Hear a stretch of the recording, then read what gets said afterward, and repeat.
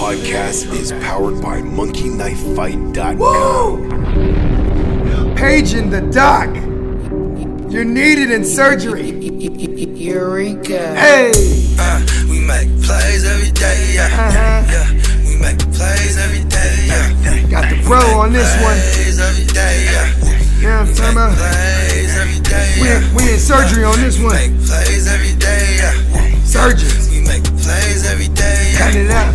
We make plays every day, yeah. Hey! We make plays every day, yeah.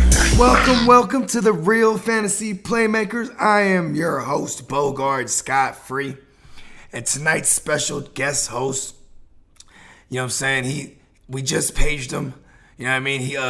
He just showed up right now, you know what I'm saying, reporting for surgery. You know what I'm saying? We're about to cut up some fats, some stats. You know what I'm saying? Paging Doc PLC Stat. Hey, welcome to the show, Doc. Oh man, thank you for having me. Yeah, Playmakers, I did forget to mention that Doc is 1/4 of the Bears, Brews, and the Bros podcast, a phenomenal band of fantasy misfits, you know what I'm saying, fantasy degenerates like myself, you know what I mean, and you know what I'm saying, Doc, he's their injury expert over there, as well as being a fantasy enthusiast / analyst, you know what I'm talking about. So what we're gonna do on this show is we're gonna talk about a list of players, you know what I'm saying, that are either coming off an injury or they're injury prone, and it's just something that a lot of managers they tend to maybe overthink, or maybe they're not. Maybe if they're not overthinking, they need to think about it. You know what I mean? Because this could affect some of your decision making when you're in drafts. There's a lot of notable names on this list, and that's one thing we don't want, obviously, is have a player that gets hurt and can't produce for you. Also, we're going to touch on that goddamn corona, you know what I'm saying, and some goddamn tests that have went left, you know what I'm saying, like some false positives, oh man, etc. Man, it's something that it's just part of 2020. We have to deal with it. We have to discuss it. You know what I mean? But before we get to all that, we're going to go ahead and handle this quick housekeeping. Go ahead and follow me on both Twitter and IG at the GMM Network. Also follow me on IG at Bogard Scott Free World. Be sure to subscribe to the GMM Network on YouTube. You know what I'm talking about? Hit that notification bell. Spike that like, drop a comment. You know what I'm talking about? Tell us why you fuck with us, why you don't. We don't care, man. Just stop by, drop a comment thing. You know what I'm saying? Also, be sure to subscribe to us at the Rum Boys Fantasy Network on YouTube. You know what I'm saying? That's the big channel. You know what I mean? Shout out to the gang. You know what I mean? We pirates in this thing. You know what I mean? Also, if you want to check out our latest and greatest articles, and we're covering every single sport out there, all kind of isms, fantasy isms specifically, go ahead on over to Rum Boys with a Z. That's rumboys.com. You know what I'm talking about? Also, want to send a special shout out to our sponsor, Milk and Honey TX, for all your CBD wellness and all your CBD goodness. Visit milkandhoneytx.com. And you heard it, Playmakers, at the beginning of this joint. This podcast is powered by monkeyknifefight.com. Go ahead on over to monkeyknifefight.com. Use promo code GMM. We'll match your first deposit all the way up to $50. This is me talking to all you playmakers out there that are daily fantasy sports fanatics, daily fantasy sports enthusiasts. This is right up your alley. We got all kind of props. Basketball is popping right now. Baseball's in full effect. We got football round the corner. You know what I'm saying? You're going to want to get in on this prop action. Head on over to monkeyknifefight.com. Use promo code GMM and we'll match your very first deposit all the way up to $50. Monkey Knife Fight, give me money. Doc, let them know where you be reporting surgery at, where they can find you on the social medias and where they can find the podcast. Okay, if you're looking for me on social media, I at Doc PLC on Instagram. On Facebook, don't follow my personal profile. Go at the Bears, Brews, and the Bros. Follow our page. check out our Instagram at Brews and the Bros. Follow us on Spotify. Listen to our podcast and listen to all the heat we're bringing. Yeah, I love it. All right, Doc. Well, since it is your first time, you know what I'm saying, and you know what I mean. I mean, no, it's not your first time doing surgery. He is the good doc. You know what I'm saying, but. I want to get my audience a little more familiar with you, you know what I'm saying? So go ahead and let us know where you're from, a little bit about yourself, you know what I'm saying? I mean, how long you've been doing this fantasy shit, and basically how you got this whole thing started, you know what I mean, with you know, being a content creator and whatnot. Okay, well, I am from the northwest suburbs of Chicago. Okay. Chi-town stand-up. I've always, I live up in Wakanda forever. It actually is Wakanda. People think I'm joking when I say it. Yeah, I know. I thought Wakanda. you was too. The first time I was like, yo, where you from in Chicago? You're like, I'm from Wakanda. Right, exactly. And I always do the Wakanda forever, just so people think I'm screwing with them. Yeah. I love football my whole life. I love other sports as well, but football is number one. I didn't actually play fantasy football until until I went away to college. Okay. And I was like 23, and my roommates were like, "You love football, but you've never played fantasy football?" And I was like, "No, I never played. I just enjoy watching." And they're like, "You gotta play." So they got me into it, and I was hooked from then. And so I just, you know, like I said, You ain't lying. I've been in the league. That is some shit, man. I used to think it was kind of corny and only nerds fucked with it. Soon as I played, bro, I was exactly. I thought it was a nerd thing. Yeah, I thought, well, because you know, fantasy baseball, that's definitely a nerd thing. Like, you know, especially back then, you know what I mean? Like, the only people I knew that was fucking around with fantasy shit were some mathematician nerd type motherfuckers. And there's nothing wrong with that. I'm just saying that's what my assumption was. As soon as I got down, I was like, holy shit. Like, I was in like 2 leagues the first year I played. The next year I already bumped it up to like 5. I was like, fuck that. I need all the fantasy. You know what I mean? Oh yeah, I know what that's like. And so, yeah, that's how I got into fantasy.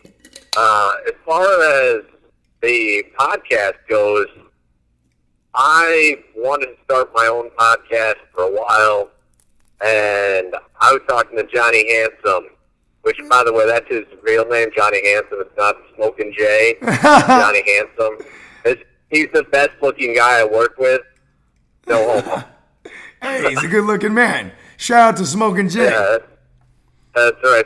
Shout out Smokin' Jay, fantasy fornicator. Yeah. Anyway. Handsome Johnny himself. Yeah, that's right. And so we always talk about sports. We talk about life, everything. And he told me he was on a podcast with you.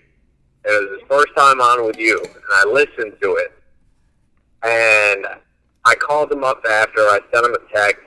And I was like, bro, I don't know what your plans are in the future, or you're doing a podcast, but when you do it, I want to be in it with you. Nice. Like, I said I gotta roll with you. So wait, because I've heard you touch on this story before. So you mean that was one of the deciding moments when you heard me in his episode?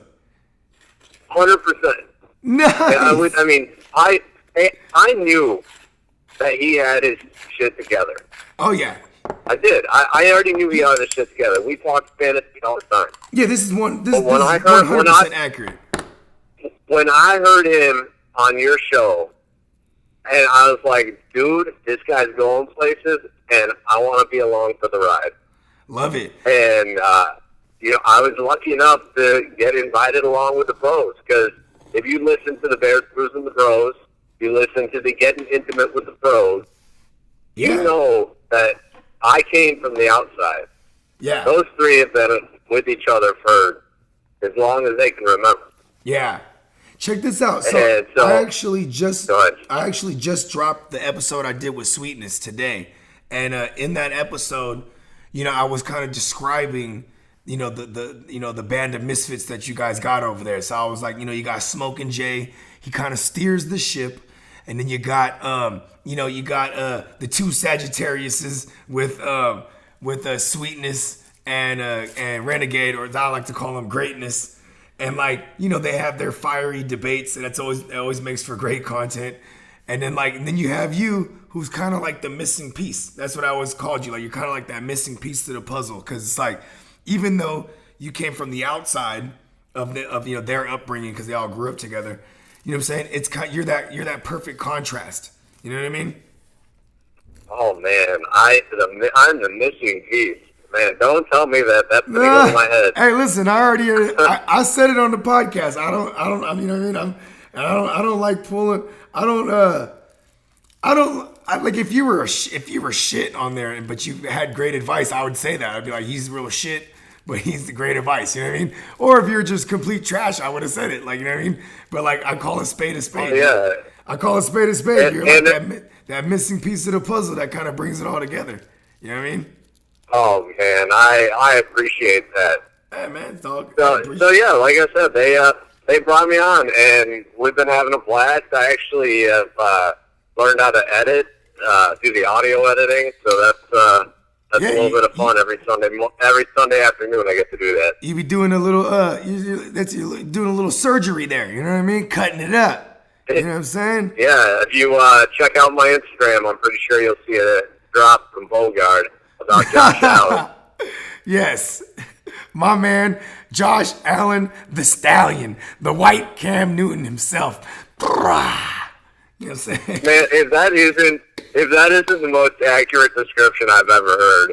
You know what's funny? Cam Newton. Well, because I've explained this before. I mean, like, what is Cam Newton? He's a dude he's a big dude, big arm, wildly inaccurate. You know what I mean? And then he loves, in short yardage situations, he calls his own number.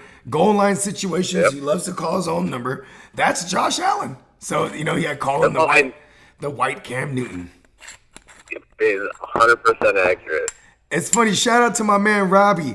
He always argues with me. No, it's Vanilla Vic, and I'm like, no, dog, it's the white Cam Newton. That's insulting to Mike Vick. Yes, and because it's like they're built like Cam. You know, Josh Allen and Cam Newton. Those are big fuckers. You know what I mean? Like, I know Cam Newton is. Vic was small and he was super fast. And he was a lefty. It was just come on, like. I get the mobile QB and shit like that, but it's like, no, come on. He's the white Cam Newton. You know what I mean? Yeah, that's exactly. Yeah. Okay, so check this out. What we're going to do here, Playmakers, you know what I'm saying? We had to call the good doc. I paged him. He came through immediately. He knew it was matters of epic proportion. And we're going to talk about some of these players that are either coming off an injury or they're injury.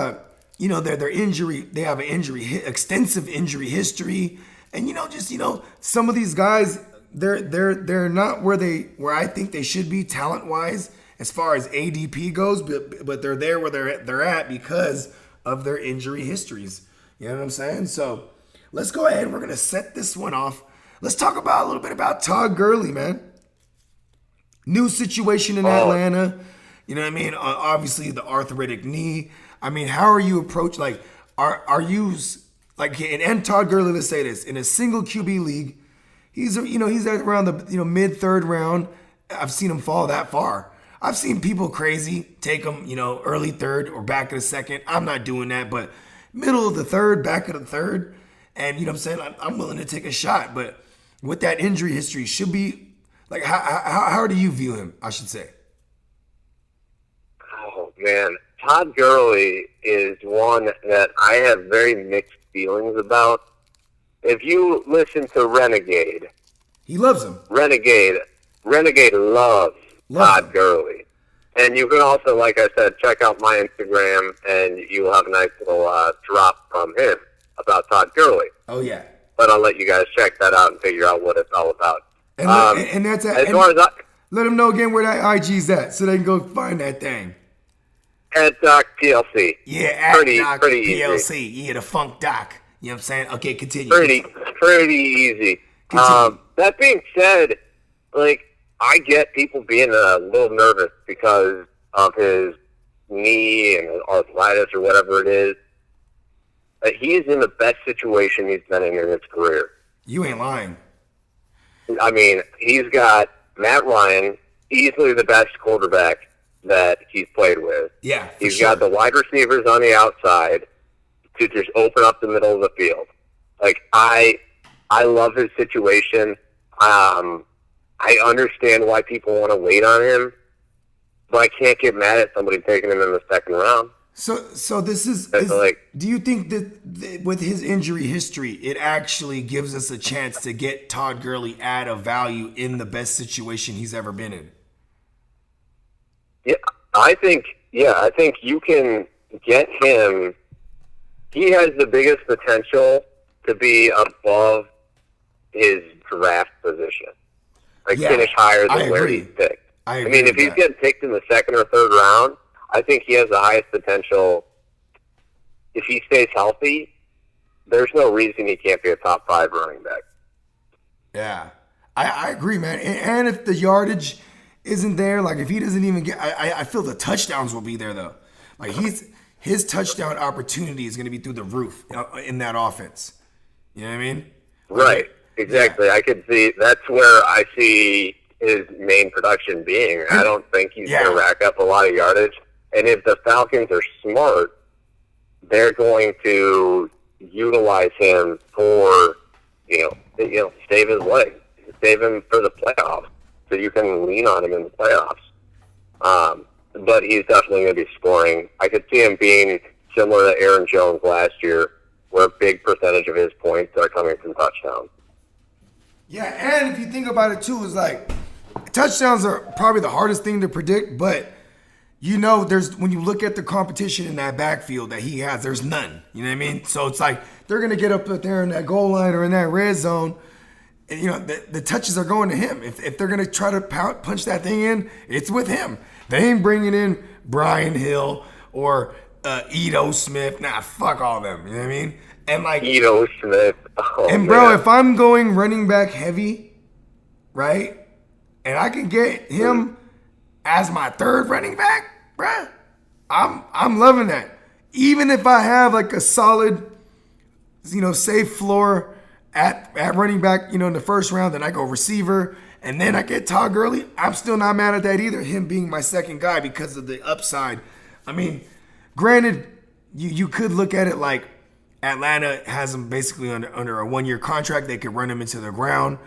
You know what I mean? Then you would get worried towards, is he going to last through a season, like when you need him in the playoffs? Or, I mean, either way, it's still a high upside play with built-in value because, you get him in that third round. Like you said, you're not mad at people going up into that back of the second round or whatnot.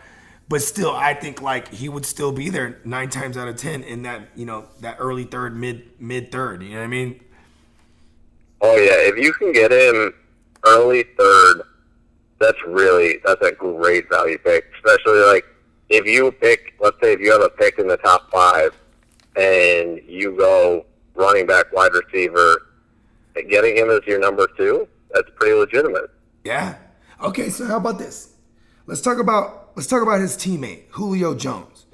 I mean, Julio, I think, dude, if I remember correctly, he played all 16 last year. You know what I mean? Because he's a guy who gets nicked up, and it's usually that same foot injury. He did have history as a track star, you know what I mean? So that turf toe or that, you know what I mean, those lower extremity ankle injuries, he's always been riddled with these things. And it's probably because he's a big fucker, you know what I mean?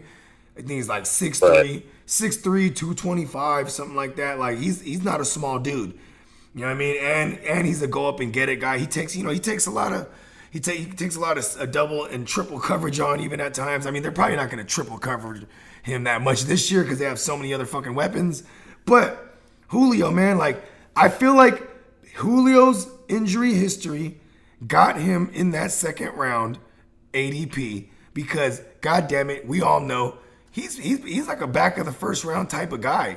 You know what I mean? So second round is definitely value, but how do you feel about him, his history of lower extremity injuries? I don't like his injury history. Obviously, I mean, if that hampers him in games, that's not helping my fantasy. Would you be comfortable? Are you comfortable with him as your number 1? I mean, this is probably a stupid question. Yeah, I'm comfortable with Julio Jones as my number 1. I am, because of what? his Because potential outweighs the risk yeah, of it being a bust. and his historic. Yes, as much as he has an injury history, he has a history of putting up 1,400 through the air like all day. You know what I'm saying?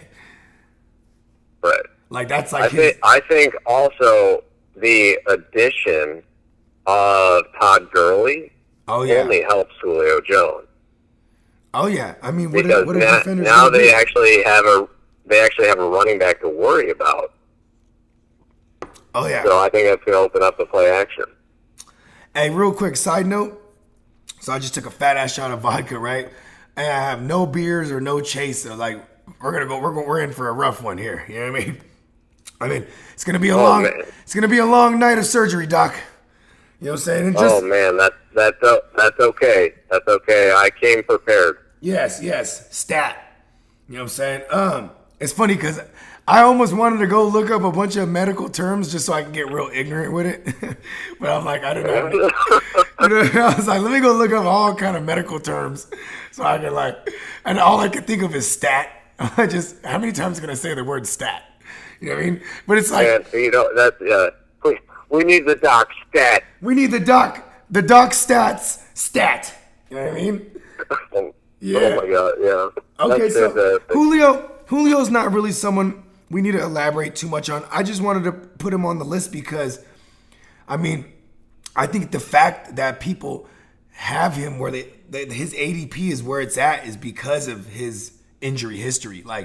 I've seen him fall to the middle and the back of the second round is so fucking ridiculous sometimes. Because I do a lot of mock drafts with full of people. You know what I mean? Full of the public. You know what I mean? Because if you do it with the computer, the motherfucking computer is gonna pull them up, early second. But even then, it's just because it's based on the average draft position from the mock drafting public. You know what I mean? Or even expert consensus ranking, on Fantasy Pros and shit like that. Still has him, going 2-1, 2-2. It's crazy. But anyways, you know what's funny? What's up? You know what's funny though? Just a real quick note about Julio Jones is I didn't even think of him being somebody who would be on this injury list when you told me what the show was going to be about. It didn't even cross my mind. You put him on the list, and I was like, yeah, he is fighting injuries a lot, doesn't he? All the time. But all the fucking time. What I was thinking, when I thought he's always rocking that him, Q. He's rocking that questionable tag all day. I don't know how he missed, in my mind, just misses the injury question.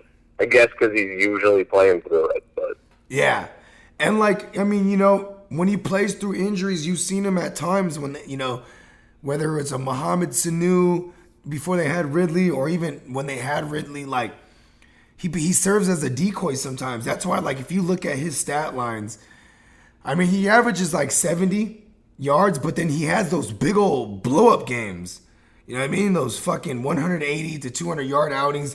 And it's kind of crazy because he has 3 of those a year. So if you put his average, his average is what? Like I said, 70. So let's go 7 times 16. So 7 times 16, so that's 2, 4, 7. So yeah, so about he gets 1,000.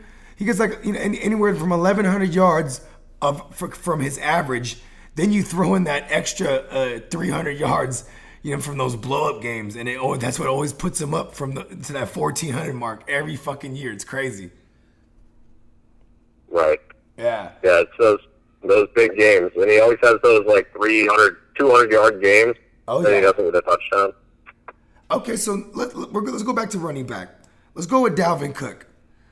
You know what I mean? Because it looks like not only does Dalvin Cook have an injury history, but he's kind of injuring his situation. His situation is hurt right now because he's trying to get paid. You know what I mean? You hear mixed reports that he did report to camp. They say he didn't, or they say he did, but he didn't do shit. What's your stance on Cook, Dalvin Cook? Man, Dalvin Cook, because he's been falling too, to be paid. For sure. But pay the man. Wouldn't you think he has no leverage to get paid because of his injury history? Maybe he deserves to get paid, but not break the bank, reset the running back market. You know what I mean? Because goddamn, you look at his goddamn injury history. He ain't never once played 16 games. You know what I'm saying? Yet last year was basically, 14 games, and then they had to shut him down.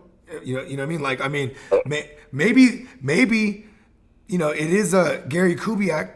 Maybe we see more of a split in timeshare. Maybe it's not a, he has, 80% of the snap count. Maybe he goes down to like 60. And then because they intend on making a long stretch run in the playoffs. You know what I mean? Like, because it is. I think that would be, listen, as a Bears fan, I want the Vikings to miss the playoffs. And I hope they miss the playoffs. However, when you're talking like strictly fantasy, or not fantasy, if you're just talking football, the smart move would be to lighten his load during the regular season. Put a little more pressure on Kirk Cousins. You paid him all that guaranteed money. Put a little more pressure on him to carry the team. You mean my man Corky Kirk? Corky Kirk. Oh my God. That's my nickname for him. I love your nicknames for everybody. Thank you. He's the white guy that can't, for sure. He'll be out there in the club, but he can't dance. You know what I mean? But he don't care. He out there still dancing. Like, yeah, look at Corky Kirk tearing it up. You know what I'm saying? Oh my God. Yeah, that's great. But like I said, put a little more pressure on him, and Dalvin Cook. Then, as the season progresses, put more pressure on Dalvin Cook and have him down at the stretch run. You have him for the last, 4 or 5 games of the regular season than whatever postseason you have. Yeah. That's far more important than having him in the first 3 games. Okay. Like, if you're pounding him all season and get to the end of the year with no Dalvin Cook, you get to the playoffs, you got no shot. You think is like, because he's been falling. Like I regularly see Alvin Kamara and Michael Thomas be drafted before him, right? But like, so now if you in your drafts, if you end up with Dalvin Cook, is it now your priority to get Alexander Madison like down there in like the 6th round, 7th round where he's going? Sometimes 8th round as well. Oh man, Because I'd have to do I more hate research on Madison. I mean, Madison, he's a dope talent. There's a reason why they drafted him. You know what I mean? Like, and gave him a role right out the gate last year. Like, he had a role. You know what I'm saying? Like, and then like, And I think if I had Dalvin Cook, then it would be best to handcuff him with Madison. Yeah. But I'm also. but the fact that problem. he's an expensive handcuff. He's not cheap. He's not a double-digit round guy. You could swoop up and be like, Oh. He's not like a Drake with a Chase Edmonds or like a, and it's not. It's also not as bad as like a Nick Chubb and a Kareem Hunt, because that's a really expensive handcuff. 5th round. You know what I mean? Oh yeah, exactly. Well, I mean, since we're on the topic, you get Nick Chubb and Kareem Hunt, you can start them both. Yeah, exactly. That's my opinion. I But 100% agree.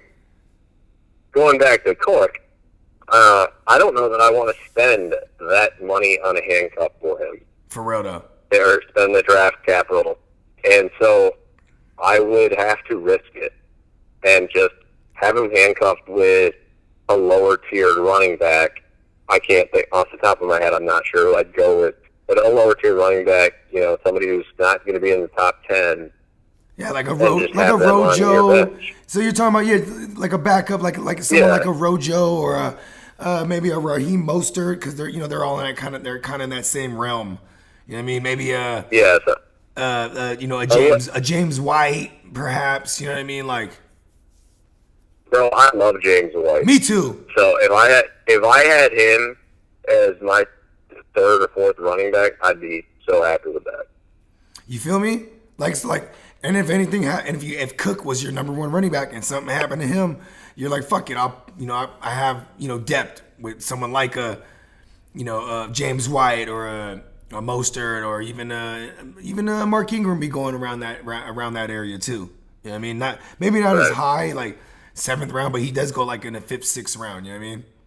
Especially in a super flex. Mm-hmm. Okay, so let's go ahead and switch gears to another position we haven't touched on yet. Let's go with quarterback. So, this guy I don't know what it is, man. I don't know if Jesus doesn't like him or what the fuck it is, but Carson Wentz just gets hurt, man. But, man, I believe in his talent so much. I love that kid. But it's so crazy, right? He has such a great talent, and he just gets injured. I've had him as my starter, and that was a miserable experience. So on a personal note, I'm not taking Carson Wentz.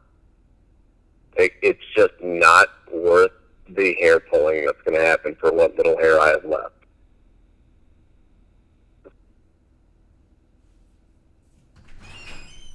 My bad, Doc. I was just grabbing a charger. No, I heard the whole thing. So, bro, here's my thing with Carson Wentz, man. His value is he just has all this value because of people remember. How about this? With a lot of these injuries, it's also things that stick in people's minds. His injuries were polarizing.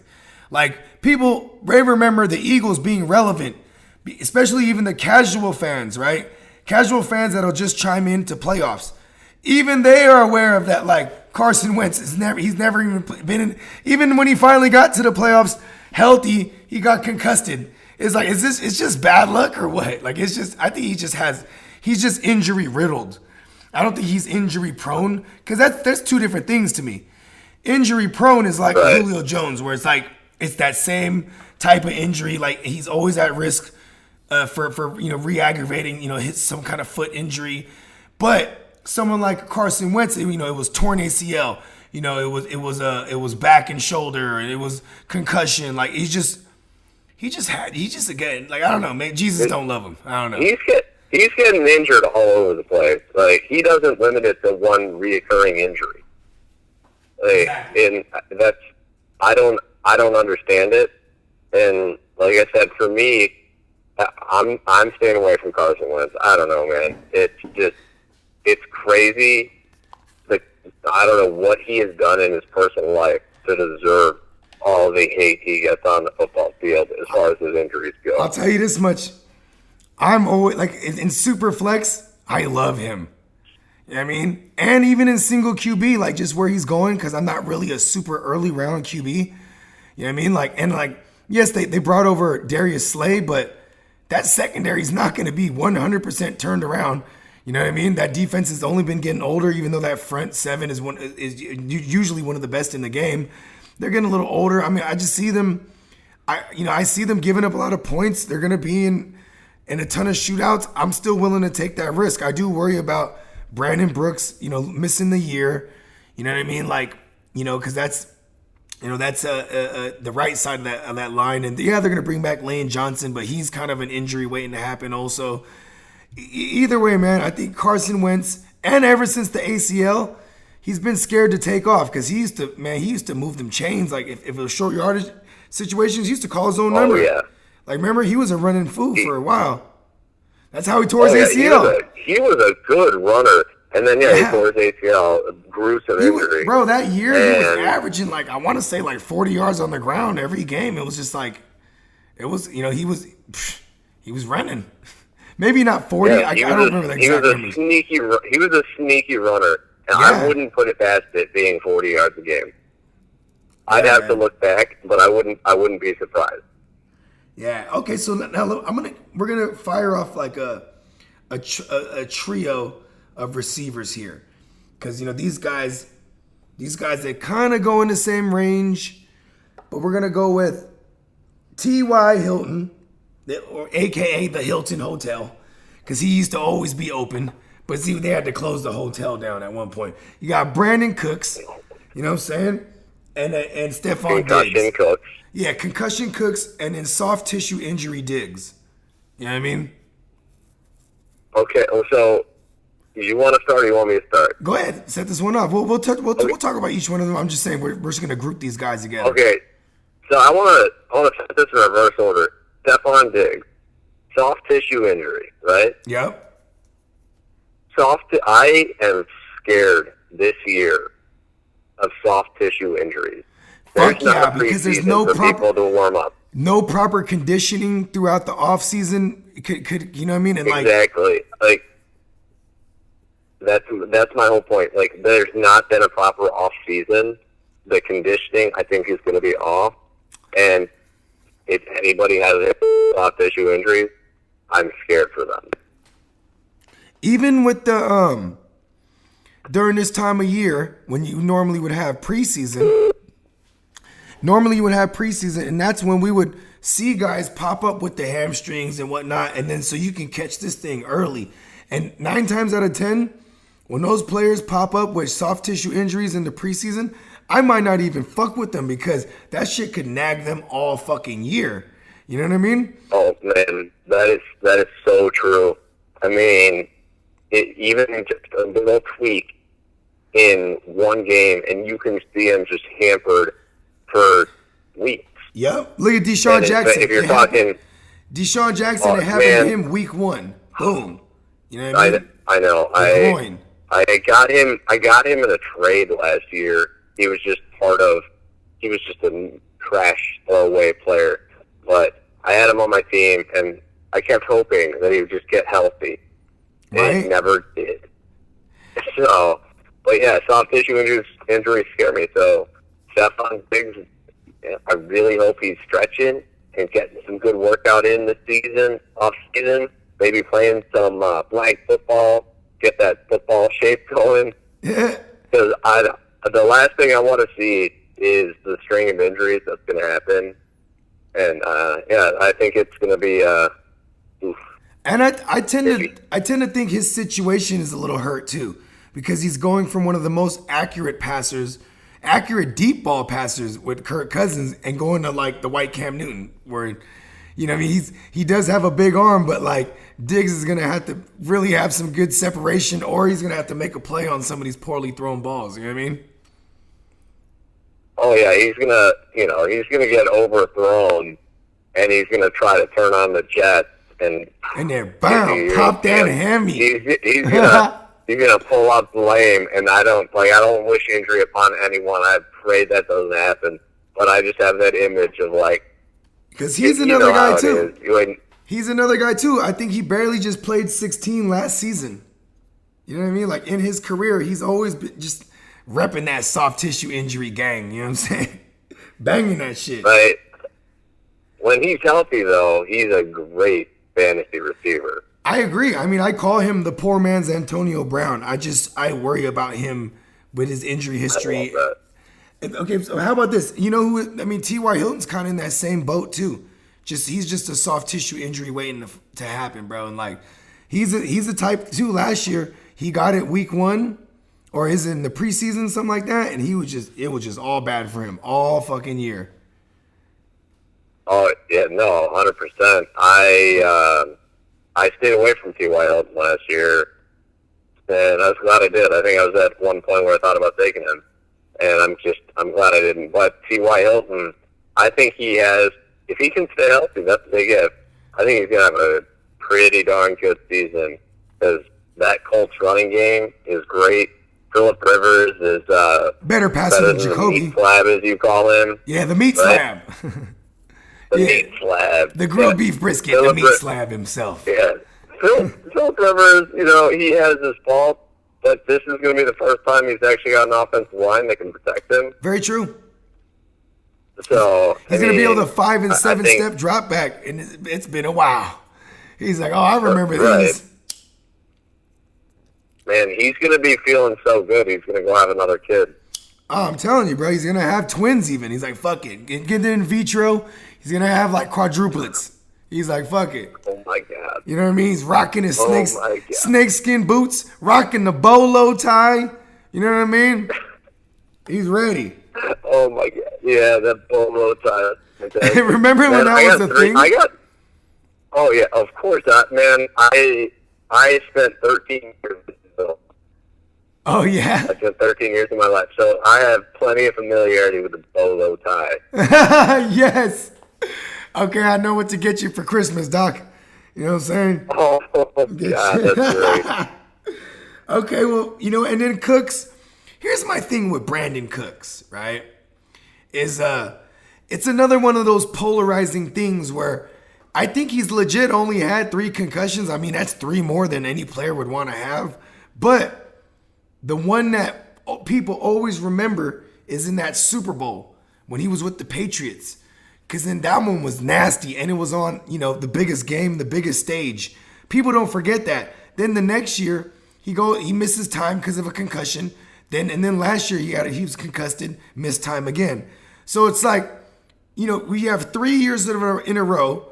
For the first one, they set it off in the goddamn Super Bowl. People don't forget that. Then the next year, people spent like a high second round, early third round draft capital on Brandon Cooks, only to miss him for chunks of the season.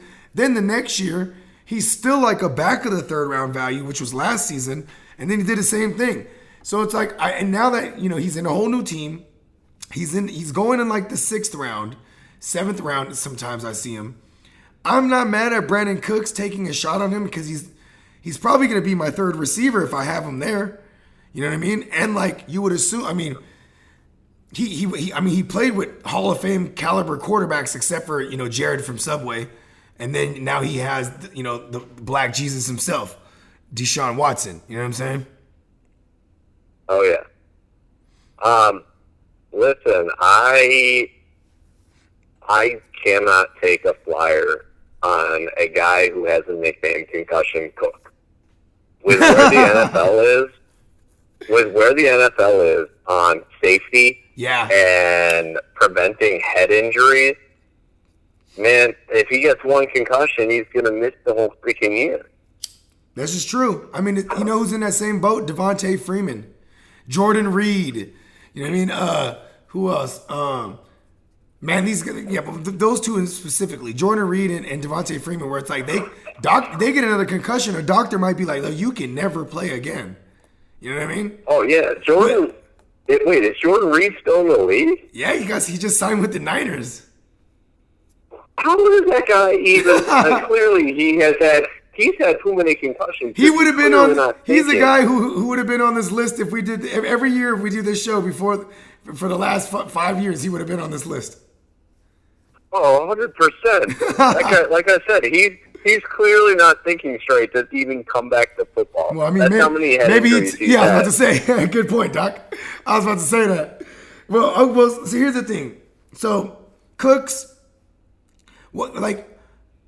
first of all, I said he went from 2 Hall of Fame caliber quarterbacks to Jared from Subway.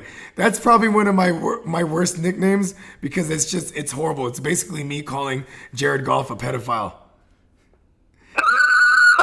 You remember that guy, right? Jared from Subway?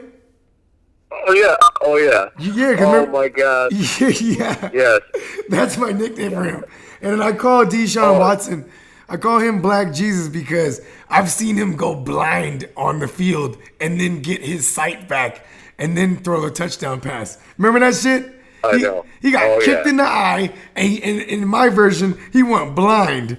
And then God gave him sight. And also I call him Black Jesus because when he throws the ball, like when he's surveying the field and he's looking for his receiver, perpetual light shines upon his target. You know what I'm saying?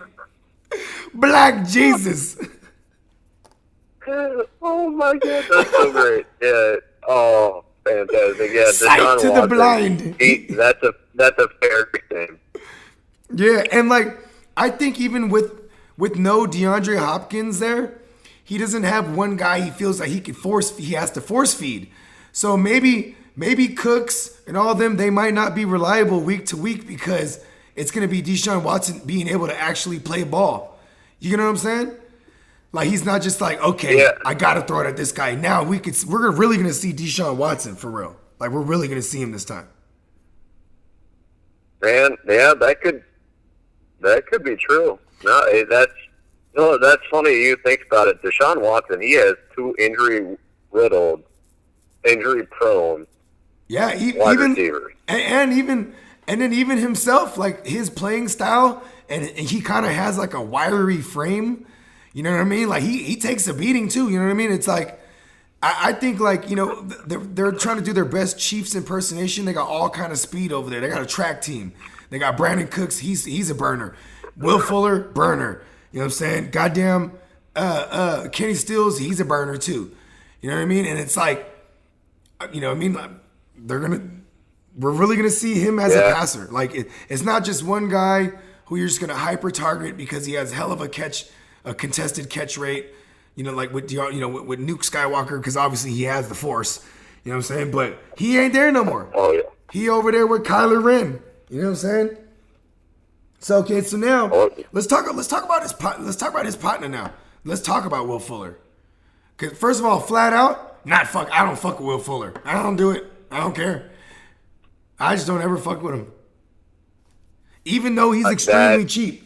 He's extremely cheap. He's like an 8th rounder, 9th rounder. He is extremely cheap, and I think it's like chicken or the egg, though. You have to. It's chicken or the egg. The past couple years, you take him because of his potential. Yeah, and also because he would be opposite. He's one of the craziest burners in the game, and he was opposite Nuke Skywalker. You know what I mean? Like exactly. Our defensive coordinators, are they going to always bracket cover Will Fuller now? Like what? You know because you always had to commit double coverage to Nuke. So it's like, I'm curious to see how it's happening. And like, hey, if he blows up, I will have no problem being wrong about him because I'm just not fucking with Will Fuller Will Fuller the 5th. Right. No, if you can stay healthy, he's going to have a great season. Listen, on this show, you know what I'm saying? It's been a run-on theme. And it's mainly because Will Fuller, for some odd reason, when he has those blow-up games, he started against me. So I have a vendetta against him. I hate Will Fuller. I hate Will Fuller the 5th. I hate Will Fuller the 4th. I hate the grandpappy. I hate the pappy's pappy. Here, listen, I'm the opposite. The reasons that I have a problem with Will Fuller is because every time I have Will Fuller, he has a blow-up game. He's sitting on my bench because I was afraid to start him. Because Will Fuller is like, he's just a high upside flex to me. Like, you roll him out there, you get either like 0 or you get 30. You know what I mean? Yeah. Maybe not 0, but you get like next to nothing or you get the blow-up game. And like, you have to start him every week or you're going to miss out. You're gonna get you'll get 3 points. You get 3.6 points, or you. I don't like him. Points. I don't like his daddy. I don't like the grandpappy. I don't like the great grandpappy. Fuck the whole lineage. Oh my! Oh my god! Will Fuller the 5th. Oh man, that's so bad. Listen, when my son plays fantasy football, when he grows up, and Will Fuller the 8th is out there, we won't like him neither. You're gonna breed that into him. You feel me? Okay, so but go on. You had anything else about Fuller? No, just if you're gonna take him, just be careful. You mess with a snake, you're gonna get bit. Okay, so check this out, Doc. You know what I'm saying? This one's definitely like, he's just has bad luck and he's injury prone. But bro, where he's going in drafts, 6th round, and he has potential to be a top 12 fucking every time he's on the field. Motherfucking AJ Green. Oh man. Like he's like, okay. I have trouble ranking him because I want to get crazy, put him in the top, like outside the top 12 because, I feel like he could surpass that even. Like I feel like he could, barring any injury, you know what I'm saying? With a defense that's going to give up a lot of points, it's going to be a ton of volume. He's the number 1 guy, super talented. He's a top 5 talent when he's healthy, in my opinion, or at least over the years. I mean, he's a little older now, but damn it, AJ Green, if he hits and he's like your receiver 3 or even your flex, like it's crazy. His upside is so crazy, but goddamn, it's been so long that we've seen him because of injuries. I think AJ Green is getting drafted on history. Like, of course. fond memories. Of course he We're is. drafting him on fond memories when he was your number one receiver. I'm not drafting AJ Green. I'd rather have Tyler Boyd. I'd rather have especially in the Dynasty League, I'd rather have that rookie, T. Higgins, that's his name, right? Yep, Higgins. Yeah. I take either one. Of the three receivers, just the top three receivers, I'm not going to take AJ Green. He hasn't proved anything lately. Yeah, I mean, shit, he took a whole year off, and then that year before that, I think he played like 9 games, 8 games. I mean, shit, I should have wrote this down, but either way, he missed a ton of time, and like, it's just one injury, one re-aggravation of an injury to the next. But I mean, taking that whole year off was a business decision. You know what I mean? Now and then he's playing under the franchise tag. They really could run him until he's dead. They have no quarrels of doing this. If he wants to play elsewhere, he's gonna want to get on that field because, like you said, like they're drafting him on fond memories. It's not like he'll be able to get an opportunity with another team after this year. You know what I'm saying? Unless they just doing it on fond memories. Like, hey, I remember him with Andy Dalton. Like, it has to translate. He's kind of forced to have a prove it year to himself. But like, I don't know, man. Like, I mean, I guess 6th round, I might not be afraid to take a shot there. You know what I mean? Because he's, maybe he's depth. Maybe I have 3 receivers already. You know what I mean? But still, it's just like, I don't know, man. I guess I would have to compare it to who's in that range and what I need in that time of the draft. I would most likely go with other depth because, listen, you said he's playing on a franchise tag. Yep. I guarantee you, he set the record for fastest signing of a franchise tag. Because he's like, wait, I can make top 5 money. I've been a top 5 receiver in years. This is fantastic. Yeah. But I will argue, before we move on to the next name, I will argue, when he's on the field, he threatens that top 5 production for that week. One day on the field. Yeah. Here's another guy. This is interesting. This I had to throw a Niner in here. We're going to talk about my man Debo. And here's the thing, man. Shout out to the gang, bang, bang. But, Debo, his injury history goes all the way back to college, bro. His collegiate days. I wasn't aware of this till I looked it up. This motherfucker, even in the league, even when he came to the league, he had a he gets all kind of injuries. Hamstrings, shoulder, ankle, broken ankle or broken foot, like just all kind of shit. Hip. You know what I mean? Like even his rookie year, he got hurt in the preseason and goddamn, it might even been training camp. I just remember him starting off the year with limited snap count because he was hurt. I mean, obviously he was a rookie, so he's going to get a limited snap count, but it wasn't until he was fully healthy, week 8, and by this time they had Manny Sanders, so it was like, he got secondary coverage, and yeah, bro, the rest is history. But still, like, Debo, are you taking a shot at him? Because he's definitely failing. He's going in he's going in that later mid rounds. Man, I don't know. It looks like he's on track. He's on track to start week 1. I can't figure out the 49ers receivers. That's true. Good point. Like, altogether, it's George Kittle. I've struggled with them the past few years. I feel like I've had Deebo Samuel on one of my teams. I don't remember. I remember swooping him up everywhere off the waiver wire. I was like, hell yeah. Right, but I feel like I can't take a 49ers wide receiver. I don't think they're consistent enough. And so that's why it is a run. It is a run first team, and then the main look, the first read is usually Kittle through the air.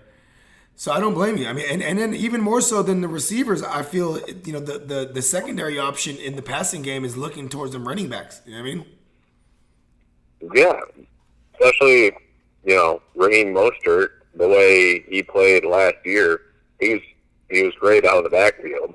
I mean, here's the thing: he was out of the backfield. Maybe because he only had 14 receptions, but it could be maybe they just didn't use him specifically in that facet. because I mean, obviously we had Breida, we had sprinkled in a little bit of Jeff Williams Jr. We had some Tevin Coleman out of the backfield. Like, it was kind of hard. It just almost as hard to pinpoint the goddamn receiving option, at the receiver position on the Niners than it is to actually pinpoint the running back that's going to catch the ball. You know what I mean? Right. And so you see why I am afraid of taking a receiver on the 49ers. Yeah. So I'm not even basing it on Deebo Samuel's injury history. Like, who knows? So He's you probably think gonna get injured his based situation is ultimately hurt? I mean, and granted, you have Jalen Turd, and that's what I call him because he fucking shitted on our season last year. Jalen Turd coming back. You got they drafted Ayuk. You know what I'm saying? Ayuk and. Oh my God. Okay, so let's switch gears. Let's switch gears back to the QB position. Let's talk about some Cam Newton, man. Superman. You know what I'm saying? He's over there. Now he's the new apprentice for the evil emperor himself. You know what I'm saying? Tom Brady's gone. A lot of big Uggs to fill. But Cam Newton's like, man, fuck those Uggs. Where's my Mary Janes? You know what I mean? Man, listen, I could see Cam Newton wearing some Uggs. I've seen the stuff he wears. But listen, I see him wearing Mary Janes though. That's for sure. He's like, give me the Balenciagas that look like socks. You know what I'm saying? Oh man. Yeah, but what about Cam Newton though? I mean, here's a guy also. Oh my God, I can't believe I just said that. Here's a guy. That's like the most cliche analyst thing to say. Here's a guy. Anyways, here's a guy, Cam Newton, right? 1 year prove-it deal. I think we might see the old Cam because they have no quarrels of just running his ass into the dirt. Right? Oh, exactly. I mean, Carolina, they tried to put bubble wrap on his ass the last couple of years because they're paying him so much goddamn money, and he was running the ball so much, getting hurt. Oh yeah, you could not have him on your fantasy team the past couple of years because he just wasn't reliable. But when in Carolina, when he was healthy, for a majority of seasons, like because he did have a year he had a concussion or whatever it was, and he missed a couple games, but he still finishes top 4. Like the worst he's finished in those years where he played 90% of the season was like at QB4. I mean, when he's healthy, I love Cam Newton. Fuck yeah. On a fantasy team, especially on a fantasy team, because he runs that ball, and those are sneaky fantasy points when the quarterback runs the ball. Because you don't need such an upside. You don't need all the for your quarterback. Obviously you want like a 300-yard passing game, but if he only has like 200 or 250, but then you add 50, 60 on the ground, that you know what I mean? That's the shit right there. Exactly, and I love the situation he's going in. Me too. The Patriots. Bro, this was one of the ones I was dead on, bro.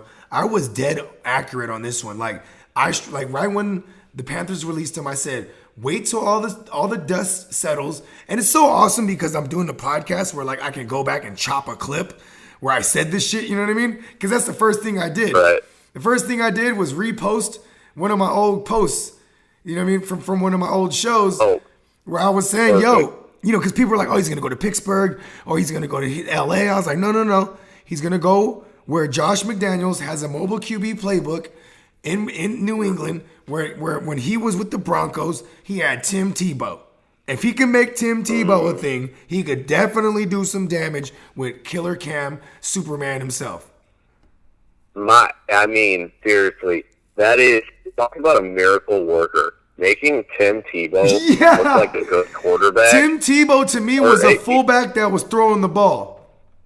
Oh, my, that is 100%. He was a fullback that was essentially a signal caller. You know what I'm saying?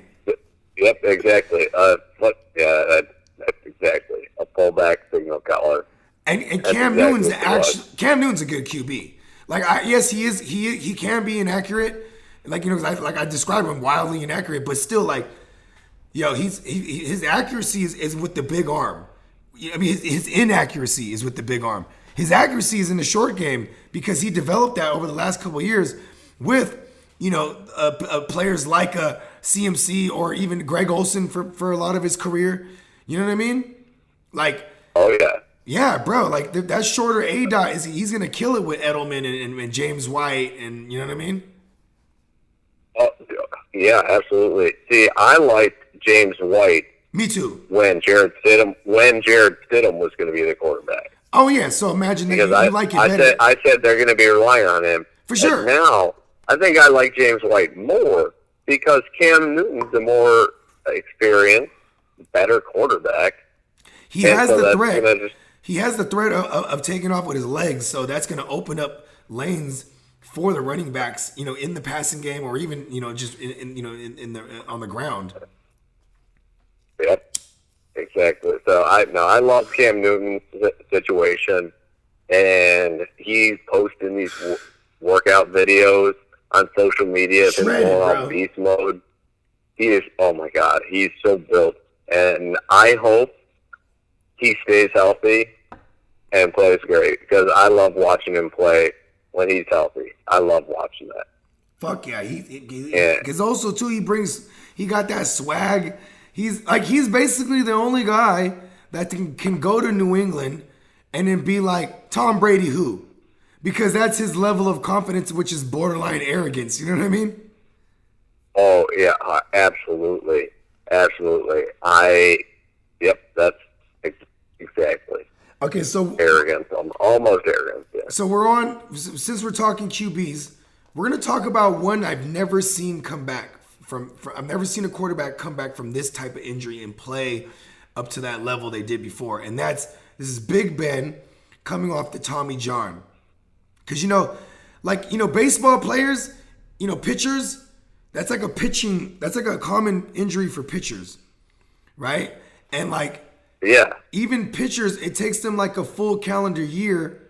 And then, and they're, obviously pitchers are throwing way more than a quarterback does in a game, because a quarterback maybe upwards of like 40 times in a game, if that. But I feel like the Steelers' defense is top tier, so maybe they won't really be throwing the ball as much as we want. But looking at guys that are at value this year, like a Juju, he comes at value. DeAndre Thompson, what's his name, Johnson. He comes out of value. Deontay Johnson. Yeah, Deontay Johnson comes out of value. James Conner, come with me if you want to live. He comes at extreme value. But it's all gonna boil down to if Big Ben can come back off this Tommy John, and it happened week 1 or week 2, so we're almost at a full calendar year. Everything I've read says that he's ahead of schedule for his return. Well, how do you view this injury? Because this could fuck up the whole team on all our fantasy pieces. Oh yeah, he's one of the big people, players. Yeah, big that his team relies on him. Without Big Ben, that's not that team. You can't even start anyone on fantasy. You want to know what my nickname is for him? Yeah, I know it. I love it. Big Ben Rapist Burger. You know what I'm saying? Yeah. Man. And this is his rapist karma. It's his rapist karma. His rapist karma came back to strike with him, hitting him with Tommy John. Hey, what my mom always tells me is karma's only a bitch if you are. Ooh, and men, if you're trying to force a woman to give you, if you're trying to sexually advance on a woman, you're a bitch. You know what I'm saying? See? Exactly. That's what he's got coming for him. Big Ben Rapist Burger. So anyway, back to the football field. Yeah. I can't take Big Ben as my number one. Me neither. Well, okay, how about this? Super flex. Would you? Is he worthy of a third spot at least? Yeah, third spot for sure. And if you're talking a one quarterback league, have him as your backup, because if he stays healthy, he's a must start. I'm worried about his fucking age, being as fucking old as he is. Like, if like, you know, he gets in maybe 1 or 2 weeks and you start seeing that shit he's not looking right. You know what I mean? Like, maybe they rushed him back. Maybe you know what I mean? I'm worried about that. And I don't like rapists. Yeah, that's true. How old is Big Ben? He's like 37, I want to say. I mean, I only got one of my phones down here right now, the one I'm using right here. I don't know where the fuck. That's okay. I got you. Yeah, let's see. Because I'm curious because, you know, he's definitely not the youngest. he's an elder statesman. No, he's not. He was in the same draft as Rivers and Eli. Yeah, he was. So he's 38. Yeah, see, there you go. And he doesn't take care of his body. And like did you glance at when his birthday was? When his birthday is? When his birthday is? Yeah, it is March 2nd, 1982. So he's a Pisces. No wonder he'd be flip flopping sometimes, because, like, you know what I'm saying, Pisces, it's the two fish. So he'll feel one way and then immediately he can change his mind. So he might be like, I'm just saying, I don't know why, you know, I don't leave no stone unturned. We're going zodiac on it as well. You know what I mean? I'm like, what's the zodiac sign? You're speaking zodiac. You're speaking Greek to me. All I know is I'm an Aquarius, and I don't know what that means. Well, my lady's in Aquarius, and a couple of my best friends are Aquarius. You guys are so afraid of change. You need change to happen gradually. That's like the one knock. But the positive qualities are like. The positive qualities of Aquarius is, like, you know what I'm saying, you guys are like very particular. So, like, you know, you guys are some of the best planners. You know what I mean? Like, if I needed, like, my girl, like, she plans shit to the T because she'll, like, obsess over it. You know what I mean? Like, she's very calculated in that sense. You know what I mean? Yeah, I understand that completely. Did I hit that on the head though? With they're maybe afraid of change is being mean, because that's what I say to my girl. But she definitely it has to happen gradual. That is not being mean at all, because I can tell you, and my mom will tell you, if you go back to when I was probably like 7th, 8th grade, I ate the same damn thing for breakfast every freaking day. Dude, my girl and my boy, they're the same way. Like, we go to a restaurant, they're gonna get in that same thing. They're not really gonna go be adventurous. You know what I'm saying? Like, it's funny because I always tell my lady I liberated her, because, you know what I'm saying? Because I love eating all different types of food. Like, I'm the type of motherfucker how I'm feeling. Like, how I'm feeling. Let's try this, or let's cook this, let's cook that. And, like, so I've been able to show her things, and even though, like. And it's kind of a trip. Like, it's like, I tell her, I showed you the world, baby. I showed you the whole world. Even though it's something as small as just trying new things. You know what I mean? Oh, yeah. You know, I've gotten better in my old age with trying new things. So, like, yeah. I got to the point where if I go to a restaurant, like, I really try to make it my goal to try something different every time. Yeah. So. Yeah. You know, me too.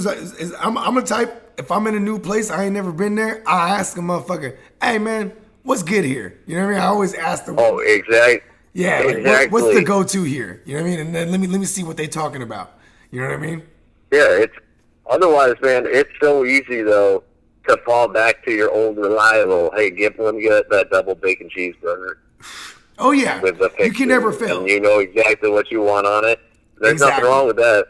Yeah, never. But when you go visit somewhere, you have to try something new. You got to try, you know, what they're known for. Otherwise, I mean, because that's my whole point is I can get a cheeseburger anywhere. Yeah, like if I'm in Chicago, I'm deep dish pizzaing it up. That's for damn show. You know what I mean? What do you mean if? You got to come up to Chicago. You got to visit the Bros. I've been to Chicago, but yes, I definitely haven't been in years. Like, it was probably like 2011, and I was only there for like 24 hours. You know what I mean? I was there on some business real quick. You know what I mean? And we was up out of that thing because you know, that's the type of place too. I'm not gonna go wandering around without you know, proper guidance. You know what I mean? Because Chicago is not a place you want to go around if you're not familiar. You know what I mean? You're not wrong. You're not wrong. But listen, you come to Chicago. Yeah, I got the bros this time, Once this COVID shit goes away, Chicago is the best summer city. Oh, yeah. Man, there is so much to do, and you have so many good places to eat. Fuck yeah. So you got to come up here. I love the second city, man. I want to go and be able to explore it. And that, yeah, man, we're gonna put that on the to-do list for sure. That's on my new bucket list. I got to party with the bros out in the Chi-Town. You know what I mean? Okay, so let's. We'll show you what's up. So Big Ben, he's kind of on our don't fuck with list in that sense. Single QB leagues, you know, multiple QB leagues, we might take a shot, or even like you said, even in single QB, you might roster him as a second option just to speculate. You know what I mean? But okay, so yeah. in I think he's worth taking a shot on because of his potential, but he really does scare me because of A, his age, and B, coming off that injury. Yeah. Dude, I've never even heard of an NFL player having Tommy John. Jake Delhomme was a guy that the old Panthers, I think it was Jake Delhomme or Jake Locker. I think it was Jake Delhomme. He didn't come back. Jake Delhomme is the Panthers. Jake Locker was some other Jay, that's right. Jake Locker was the Tennessee Titans. You're right. Yeah, it was definitely Jake Delhomme. It was definitely Jake Delhomme. Jake Delhomme, my homie. Yeah, man. Hey, because he never came back right. You know what I mean? He was done. Ooh, man, that's scary. When you say that's what Jake Delhomme had, like I couldn't have pulled that out. You telling me that? Ooh, man, no, I don't want to talk with that. Yeah. Okay, so we're gonna stay within division, but we're gonna switch over to a different position, and we're gonna go with Hollywood Brown. He's in his sophomore out. It's his sophomore outing. You know what I mean? He put on about an extra because he had that surgery, right? I mean, not the surgery. He had the injuries and the surgery coming out of college. So he lost like 15 pounds. So when he was actually playing last year, he was 10 pounds under his college weight. He was like at 165. Right now, he's up to like 180 or 185. So he's about 10 pounds a little heavier.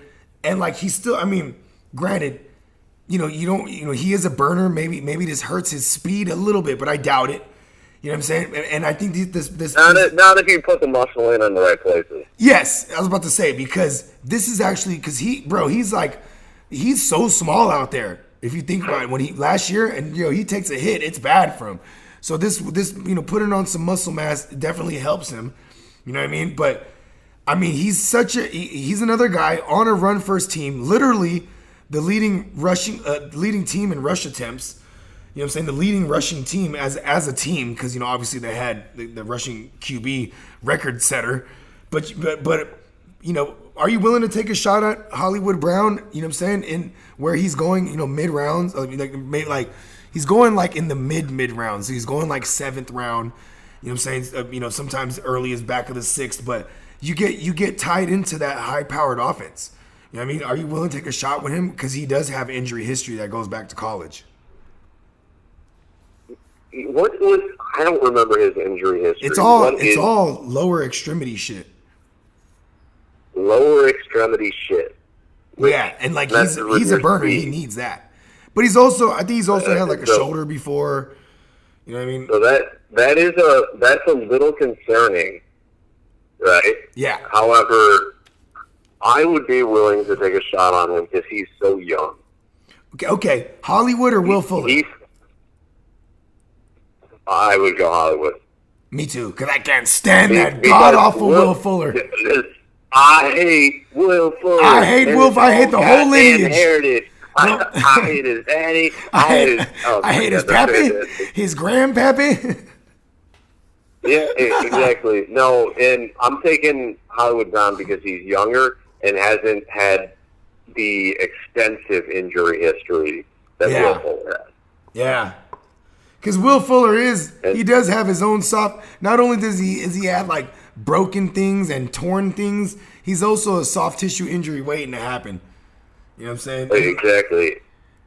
And I mean, if Will Fuller goes even if he goes like 7 more years with no injuries, after he retires, people are still going to say he was that injury-prone guy, wasn't he?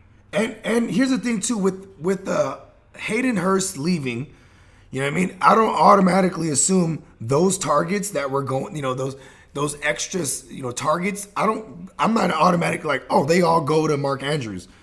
And actually, Mark Andrews, he's one of those guys I was really big on last year. And I was like, once I was correct, and I was like, and he was doing his thing. I remember my co-host, he was like, how come Mark Andrews doesn't have a nickname?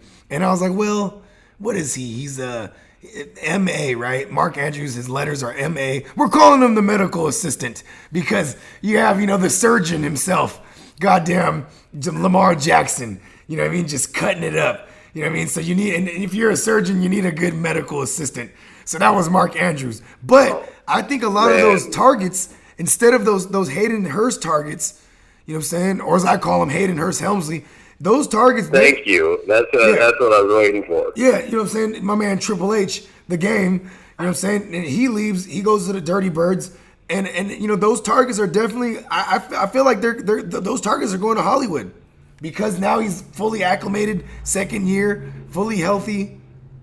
You know what I mean? Like, no. Right. No, I think Mark Andrews is definitely going to be a beneficiary as well. Of course. I think Mark Andrews is also going to benefit. Hopefully, he was fighting injuries last year. Yeah.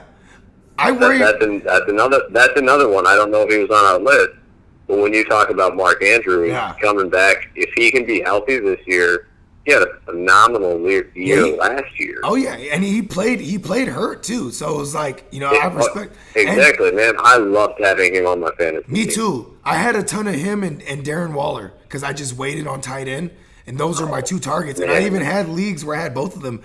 And I ended up moving. I'm from the Bay Area, so I had a ton of, I know a ton of Raider fans that are in my leagues. So it was like, it wasn't nothing. Once Mark Andrews was popping, I was like, you know what? I moved. I was able to move Darren Waller, and because I had to choose, I was like, I'm gonna go ahead and keep Mark Andrews. You know what I mean? And you were gonna be right either way. So exactly. But then I wanted to get value, especially after the bye week happened. Like after the Ravens bye week, I was like, listen, I can move. Now I can move him. You know what I mean? And like. Here's the one thing, because we should talk a little bit about Mark Andrews, even though he wasn't on the list. With this COVID shit, which we are going to touch on, after this last name here, this COVID shit, it affects people that have, underlying medical issues, and he's diabetic, I read. So that's kind of why, like, when he gets some type of injury, like maybe a 2-week injury, might turn into 3, might turn into 4, just because, he heals different. Because of that, he's diabetic. Remember, Jay Cutler was a diabetic too. That's why he would get hurt. He was just on the shelf. You know what I mean? He was diabetic as well, but he figured out a way to play with it. Of course, he played pretty well. But my point is that when he would get hurt, like those short-term injuries weren't short-term because of his condition. You know what I mean? Mm-hmm. Yeah. Yeah, I know what you mean.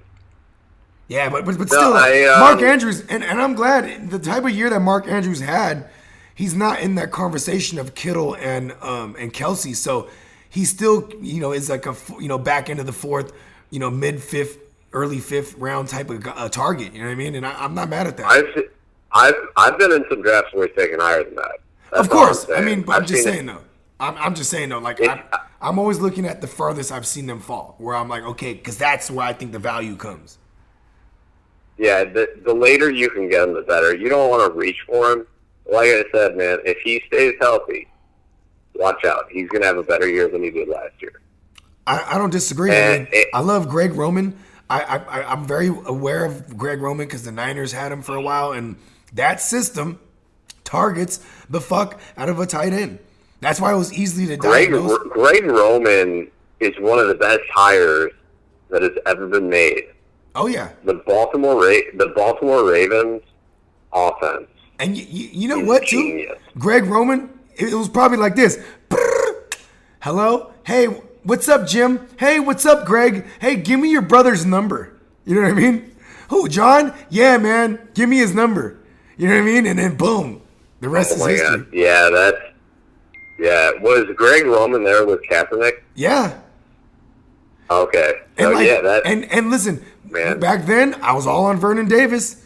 It was Kaepernick and Vernon Davis all day. And then, so it was a no-brainer. Second year, the second year for Lamar Jackson, You know what I mean? Then Greg Roman, he was the like the head coach assistant his rookie year, Jackson's rookie year.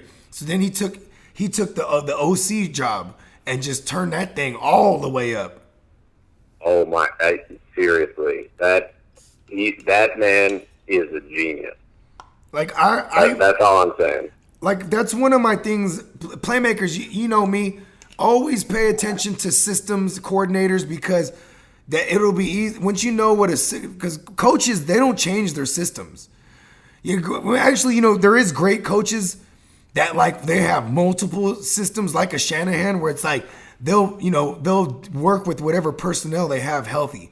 You know what I mean? But like in this case, they have all the personnel they need to run a Greg Roman style of offense. You know what I mean? They have depth at the tight end position. They have an outside burner. They have multiple running backs, and you have the mobile QB. A lot of read option. Boom. I mean, like I said, Kaepernick wasn't the greatest talent, but like in that offense, he was phenomenal. You know what I mean? Like it's like a version of the Niners of old on crack over there in Baltimore.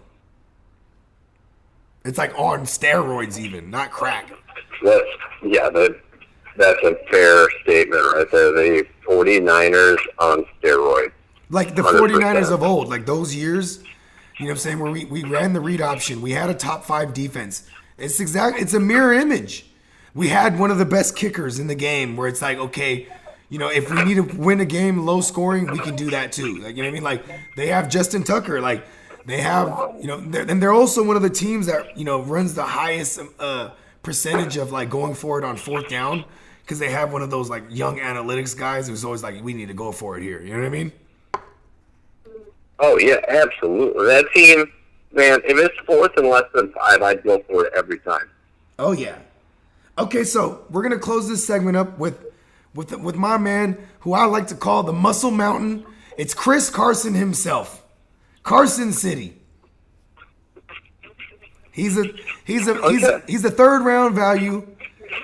I love him as a talent, but goddamn, this motherfucker gets hurt because of the beating they give him. They put a beating on him because they love to feature one guy. It's Schottenheimer over there. His whole entire coaching lineage just loves to run the ball. I mean, Chris Carson, man. Are you avoiding him at all because of injury history, or are you just loving him that he's not? Because if he didn't get hurt last year, he's in the early 2nd round, back of the 1st round. Yeah, I think Chris Carson is a guy that is definitely worth taking a shot on. And you talk to Smokin' Jay. Oh yeah. And his Seattle Sea Chickens love. Yeah, it's funny because that's he what I always call says the Seahawks. I call them the Sea Chickens. Yeah, I call him a Seacocks. Oh, okay, that works as well. I was not. But I like the that. Sea Chickens. That's not bad. We're going with that. Tell me about Smokin' Jay's affinity for the Sea Chicks. Oh man, he loves them, and he loves him some Chris Carson. Me too, though. I think he's one of his favorites. But I also like him. I mean, listen, in Seattle they run the ball. That's what they do. Yeah. They run first, they ask questions later. And that offense has proved to be very successful and makes Russell Wilson look that much better.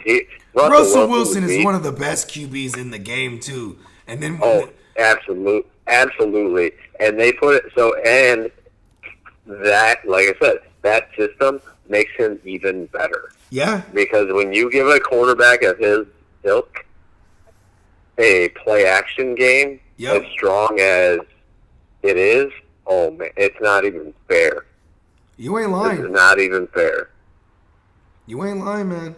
And like, it's crazy because I think it's kind of borderline disrespect with Chris Carson's ADP. Like, I love it because that means he could potentially be your 3rd running back if you're going running back. Like, and you're just ecstatic because then it kind of it mitigates the risk of him getting hurt because you still have some stable running backs. You know what I mean? But he's just one of the safest plays. I'm not one to go running back. Oh, I go man, greedy. if he was your number 3, if he was one of your, if he's your number 3 running back, that is bananas. Insane. It's Yeah, insane. because he could easily be somebody's 1. For sure. It's risky, but the floor is he has floor with built-in upside. You know what I mean? I mean, if you can 37 receptions for a guy who they said couldn't really catch the ball, like if that's his ceiling, I'm fine with that. I don't think that's his floor. You know what I mean? But like, if he had 30 receptions and still the same amount of carries and he was healthy all year in that offense, bro, I love Chris Carson there.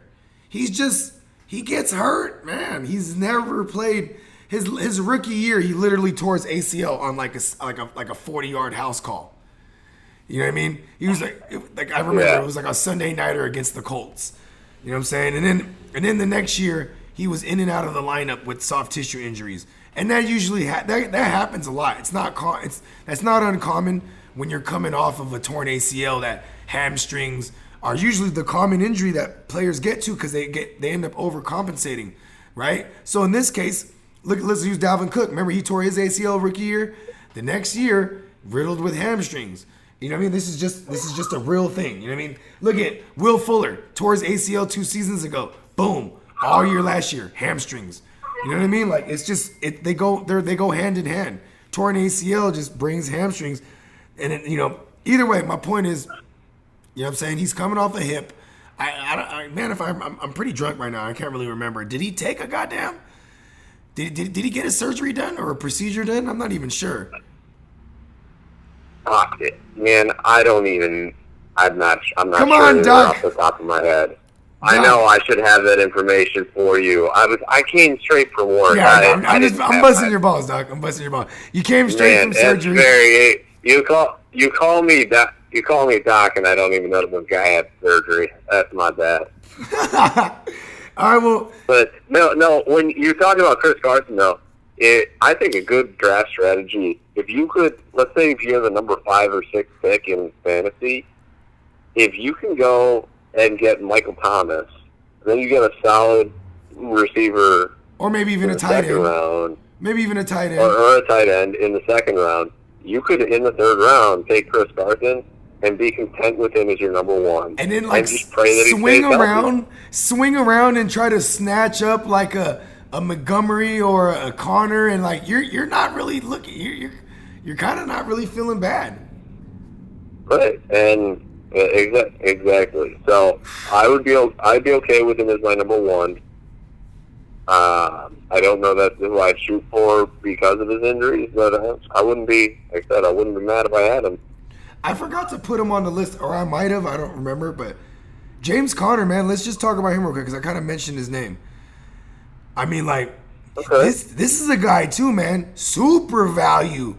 If he hits, because we've already seen him do it. I mean, his running style is kind of why he gets beat up so much. Because he's a guy that, like, takes on contact. You know what I mean? But, yeah. Man. I love James Conner. Me too. First of all, like, because his story too, love right? His story. Yeah, man. His story's such so a good great. kid. Hometown kid. Just super humble. Exactly. You know what I mean? What was it? Leukemia? Yep. It was some kind of cancer, I think. Or, yeah. Yep. And they did, man, ESPN is the king of doing these little shorts and the 30 for 30s or E60s. Yep. And money. ESPN, give me money. ESPN, give me money. If you put a hidden camera in my house while I'm watching those, you're gonna see a grown man cry. Man, they're so sentimental, and like you see him just fighting through it and not letting it bring his spirits down. Like I can't imagine that situation. Kid. You know what's crazy? Exactly. His rookie year, he's obviously sat behind Le'Veon Bell, but he had one of the highest selling jerseys because obviously Pittsburgh Steelers, arguably one of the greatest fan bases because they had all them titles, they had all them chips in the 70s. So you had people that panned out all over the US of A, had families of their own, and raised them all as Steelers fans, so they're fucking everywhere. And when James Conner, Oh, I know. when they signed James Conner, I want to say he's a free agency acquisition too, if I remember correctly. But because No, he was drafted by them. he was that. I'm fairly Okay. certain he was drafted by them. Okay, yeah, but and for sure they drafted him at value. Like, you know what I'm saying, late, you know, I'm pretty sure they didn't reach for him either because of, you know what I'm saying, him coming off of a leukemia or whatnot. You know what I mean? Like, but yeah, hell of a kid, hell of a story. Willing to take a shot on him. There is also a guy named McFarland, a rookie, who I wouldn't mind handcuffing. You know, and he's an extremely cheap handcuff as well. I'm not mad at James Conner, especially if he's my third running back. Because then it's just like, it's just, just not fair. If he hits, you're just like, woo! Oh, yeah. James Conner, I love him. By the way, just a quick note, he was a third-round draft pick. Okay, so that is fairly high. Fuck yeah, they believed in the hometown kid. But yeah, they absolutely believed him. And, you know, he proved them right because they had absolutely no need to worry about Le'Veon Bell. Yeah, for real though. And he even put up better numbers than Le'Veon Bell.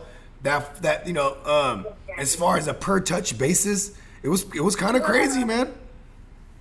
Yeah, I think, you know, the biggest mistake Le'Veon Bell made was holding out. Like, he was a big loser. You know, me and Le'Veon Bell, we got an album coming out. Yes? Nah, we don't. It sounded cool. I was like, that's pretty neat. I know that would have been awesome, right? Listen, I would do a track with Lev Bell and Antonio Brown. Fuck it. And even Oh man, yes. Dude, you know, Greenlaw, one of our linebackers, and one of our receivers for my Niners, Kendrick Bourne. These fools be making tracks together, and this shit's pretty tight. I'm like, yo, Nice. they be rapping for real though. Like, it's funny. You're like, bro, maybe you should focus on football a little more so you don't have to have your off-field career. For real, right? All right, well, so Yeah. I know we're gonna close this thing up by talking about this Rona, man, because there's some. Let me know about some of these false positive, you know, COVID testing, man, because it happened to two notable players. You know what I'm saying? And I'm kind of big on both these guys in fantasy, and we know two of them are Matt Stafford and then my man Gardner Minshew, the Ginsu. Oh, well, you know, first of all, we know about Gardner Ginsu, Oh, the yeah. Minshew. The razor sharp swag. Is it Minshew the Ginsu or Ginsu the Minshew? It's Minshew It the works Ginsu, either but it way. works either way. Yes, razor sharp swag. It works either way. Man, like he's immune to that, right? Is he the next Chuck Norris? Yes, or as I like to call him, Ben Stiller from Dodgeball. You know what I'm saying? Ben Stiller from Dodgeball, or the Uncle Rico. Uncle Rico, yes, that's a good one Napoleon too. Dynamite. Like, Yeah. he's got that spot on. He Like, does look like Uncle Rico. they did a commercial, but we know you know, he can resist the COVID. Well, see, like Jimmy G, right? Like Jimmy G can withstand, you know, majority of sexually transmitted diseases. So can the Ginsu. Oh my God, yeah. The Ginsu is Yeah. razor sharp swag. Ladies around there's a line around the block. Jean shorts cut off. Yeah. He's laying pipe. That's right, and his swag is what just makes their clothes fall off. Listen, that's not even a mustache. It's female's pubic hair that just is on him because he's so sexually active. The Ginsu, chopping hoes down. Oh my God! Yeah, but in all reality, we get back to football. These false positives scare the snot out of me For real, bro. because, like, what if a test goes through? And That morning, like we'll talk- Sunday morning. Let's talk fantasy, and then we can talk reality. Okay, let's go. Fantasy football, and a test goes through, and Patrick Mahomes tests positive. Why Your you gotta fantasy do that to team, my if man, you have my man Patrick Starfish? Mahomes. No, go ahead. Because he's But Yeah, what he's that does to he's a really fantasy big team, name. He's forced to sit. He has no choice. He's got a quarantine. So It's gonna hurt now all you it's just gonna hurt all the lost- players. You just lost it. Exactly. You lost Tyreek Hill. You lost. I guess Clyde Edwards-Helaire is going to suffer from that. Well, yeah, if it's Matt Moore, who's the backup? I wonder who's the backup. If it's still Matt Moore. Who cares? When you have Patrick Mahomes, you don't worry about your backup because if you lose Patrick Mahomes, your team is not doing anything. Well, Matt Moore, it was kind of like how Brock Osweiler assisted Peyton Manning that year. I mean, you couldn't do it without Brock Osweiler being able to fill in for Manning that year. They went on to win the Super Bowl. Same thing happened, what he missed 3 weeks. Yeah, So, but like I said, that ruins a fantasy, like so many fantasy teams. And then it ruins the reality. The Chiefs most likely lose the game they play. And then it comes out on Wednesday. Oh, that was a false positive. How pissed are the Chiefs if they end up losing the division by 1 game? Like the NFL or what is it, Dr. Fauci or whatever? I don't care who. Somebody needs to figure out a way. We can't have false positives for this. Yeah, this is some shit It's because just not. I mean, you're a $1 billion industry, the NFL. I mean, I would assume Multi-billion-dollar industry. I'm just saying, I would assume that they would have the latest and greatest state-of-the-art testing, but it's like, I mean, in reality, the world is still adapting to this shit as a whole. So maybe that's why the false negatives is popping up. Like, you know what I mean? Maybe, I don't know. I mean, the one thing I always said about COVID is that the irony of the corona is that like more people need to get it in order for us to have more data. You know what I mean? Yeah, but you know what I heard? I heard a rumor that in Florida you can actually buy off a test. You can buy a test result that shows negative so you can go back to work. See, that's just stupid, dude. Well, yeah, exactly. I mean, big up to the motherfuckers. But it's like the dope game. Motherfuckers is out there slinging that shit. Yo, I got that new test, bruh. It gets you negative every time. You know what I mean? Like, yeah, exactly. I got it. Exactly. How much you need? Oh, you need 5 of them joints? You know, that could take us down a whole different road, talking about socioeconomic problems, economic problems, and why people feel compelled that they got to say they tested negative so they can come to work to support their family. That's because true. If they don't go to work, they're not getting paid. And they'll be willing to risk. They'll be willing to risk other people's lives because people tend to put. Because you're in the end you got to take care of yourself and your family. And so very true. This is accurate. I can't fault the people. Like, it sucks, but it's the world we live in. If you don't get a paycheck, you can't pay the rent, you can't buy groceries, what are you gonna do? So you buy a false positive, you spend $50 to make a couple hundred at work, and well worth it. Yeah. So in the corona confinement climate that we're all dealing with in fantasy, is this just a no-brainer? Handcuff everything you can.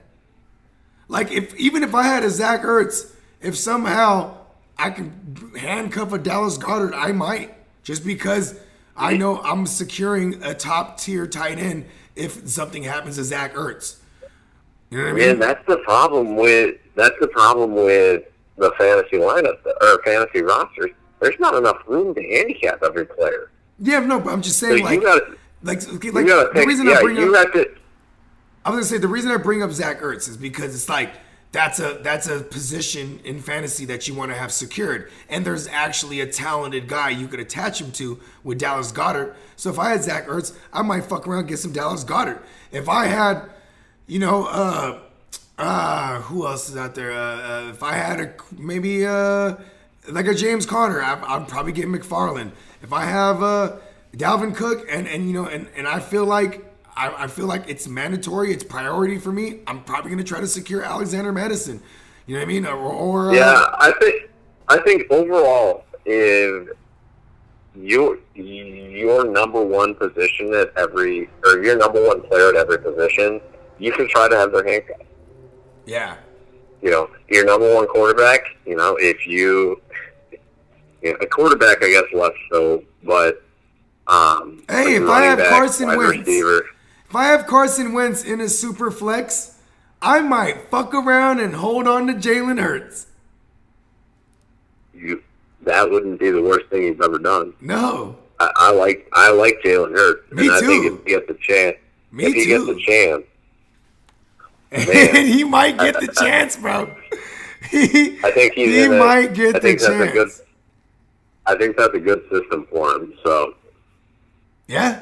So who knows if he gets a chance in Philly, I think he's going to show up. Bro, before Carson Wentz had the ACL, he was mobile as fuck. We just talked about that, and now that's what Jalen Hurts is like. He will do great in the system if he gets a shot. And like, hey man, I might not be afraid to take a Carson Wentz, and then later on, secure him with Jalen Hurts. I mean, and how about this too, playmakers in your leagues this year?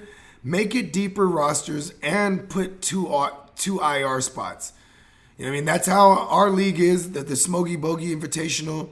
It's very deep rosters. We're talking about 17 roster spots. So it's, you know what I mean? That's two more than I like normally, but it's suitable. And that's a deep roster. And it will make it. It will definitely make it. What's the word I'm looking for? It'll make it interesting for as far as it'll make it more active, because the more thinner the waiver wire is, the more trades that are going to be proposed, etc. You know what I mean? And I love a good active league. Oh well, yeah. Oh man, yeah. I didn't even think about it. I didn't even think about it that way. Yeah. But yeah, that's definitely going to be making it a little more difficult to hit the waiver wire. Yes. I hope on our waiver wires we're doing free agent blind bidding, right? Yeah. Hold on. Say that again. It's called free agent blind bidding. So for somebody on waivers, there's not a waiver order. It's you place a you bid got to bid on them. a player. Yeah, we got a fab budget. Yes. Listen, if your fantasy football league doesn't do that, you're not doing it right.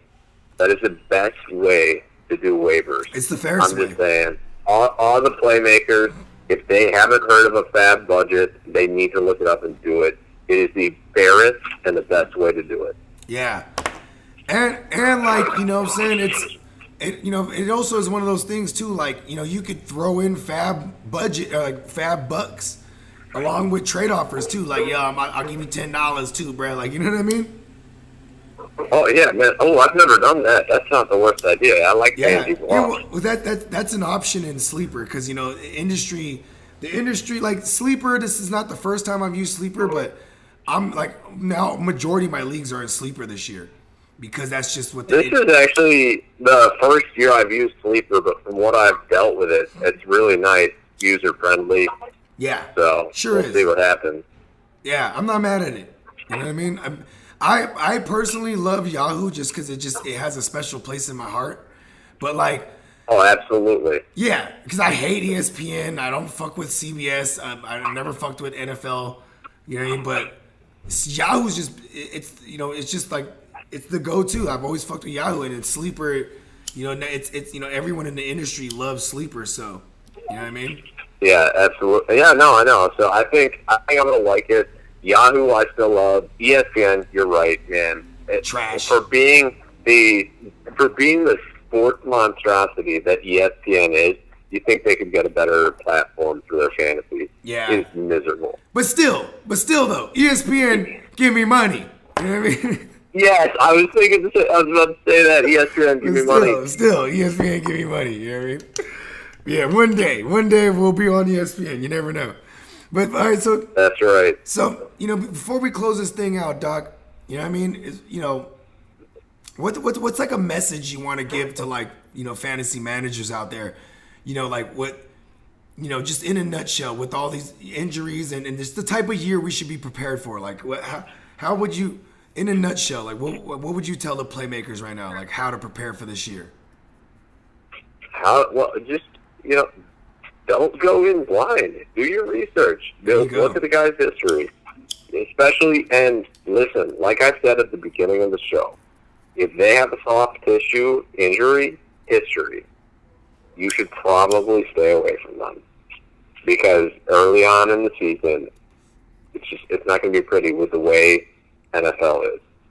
You ain't lying. So, that's where I stand on that. Like I said, I don't like the way the preseason is being eliminated. Training camp is different. So if they have a soft tissue history, watch out. I would tell the playmakers, just be prepared that like to see maybe not the greatest quality of product on the field initially, because this first couple games is gonna be like preseason. You know what I mean? Only starters. You're right on that. But reality speaking, the past few years have been like that. Anyway, yeah, you ain't lying. Because so many coaches, they would opt out to starting. They would opt out to starting their starters in preseason, and yes, it may be because your Bears did that. Yeah, that's exactly what I was going to say. Maybe because I'm a Bears fan and I was used to the Bears. Their whole season felt like preseason. Yeah, and it was really full, because you know what they were trying to do? Everyone's seen what the Rams did the year before. The Rams didn't start any of their starters in the preseason. They came out firing out the gate, went to the Super Bowl. So then, it's a copycat league. Motherfuckers started like, oh, you know what? You feel me? Oh, yeah, no, I know exactly what you mean. That's just, it is a copycat league, but, man, Sean McVay is a different cat.